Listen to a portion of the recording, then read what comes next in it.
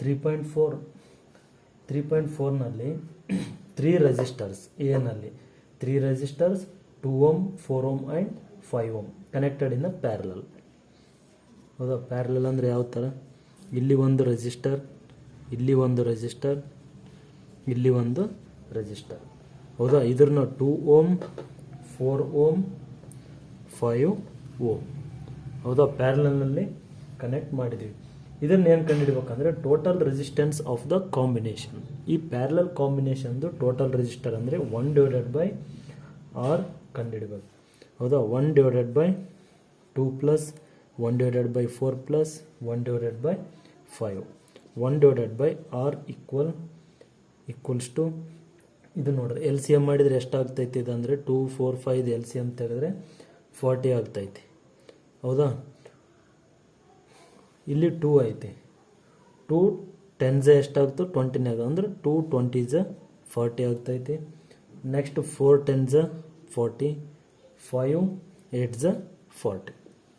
ಹೌದಾ ಇಲ್ರಿ, 20 ಪ್ಲಸ್ 10 ಅಂದರೆ 30 ಪ್ಲಸ್ 8 38/40. 38/40 ಅಂದರೆ ಎಷ್ಟಾಗ್ತೈತಿ ನೋಡ್ರಿ, ಇದು 2 ಒಂದೇ 2 9s 18.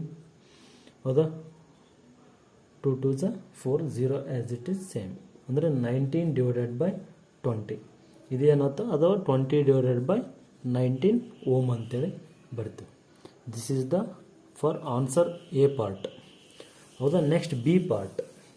ನೆಕ್ಸ್ಟ್ ಬಿ ಪಾರ್ಟ್ನಲ್ಲಿ ಏನು ಕಂಡುಹಿಡ್ಬೇಕು ನಾವು ಅಂತಂದರೆ ಸೇಮ್ ರೀ, ಕನೆಕ್ಟೆಡ್ ಇನ್ ಪ್ಯಾರಲಲ್. ಇಲ್ಲಿ ಬಿ ಪಾರ್ಟ್ನಲ್ಲಿ ಕನೆಕ್ಟೆಡ್ ಇನ್ ಪ್ಯಾರಲಲ್ ಕಾಂಬಿನೇಷನ್ ಇರ್ತೈತಿ. ಇಲ್ಲಿ 2 ಓಮ್ ಇರ್ತದೆ, ಸೇಮ್ ರೀಡಿಂಗ್ಸ್.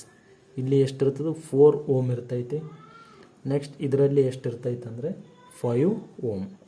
ಹೌದಾ, connected to a battery connect ಮಾಡ್ಯಾರ, 20 ವೋಲ್ಟ್ ಬ್ಯಾಟ್ರಿ ಕನೆಕ್ಟ್ ಮಾಡ್ಯಾರ. They connected for 20 volt battery. ಹೌದಾ, ಐ ನೆಟ್ ಅಂದರೆ ನೆಟ್ ಕರೆಂಟ್ನ ಕ್ಯಾಲ್ಕುಲೇಟ್ ಮಾಡ್ಬೇಕಂದ್ರೆ V/R. ವಿ ಅಂದರೆ ಎಷ್ಟೈತಿ 20 ಅದ, ಡಿವೈಡೆಡ್ ಬೈ 20 ಡಿವೈಡೆಡ್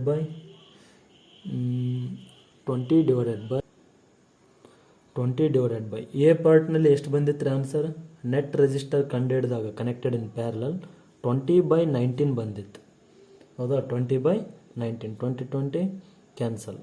ಹೌದಾ, ಅಂದರೆ ಎಷ್ಟಾಗ್ತದೆ ಇದು 19 ಆ್ಯಂಪಿಯರ್ ಅಂದರೆ 1/19 ಬರ್ತೈತಿ ಇದು ಆನ್ಸರ್ ಅಂದರೆ 19 ಆ್ಯಂಪಿಯರ್ ಆಗ್ತೈತೆ. This is the answer.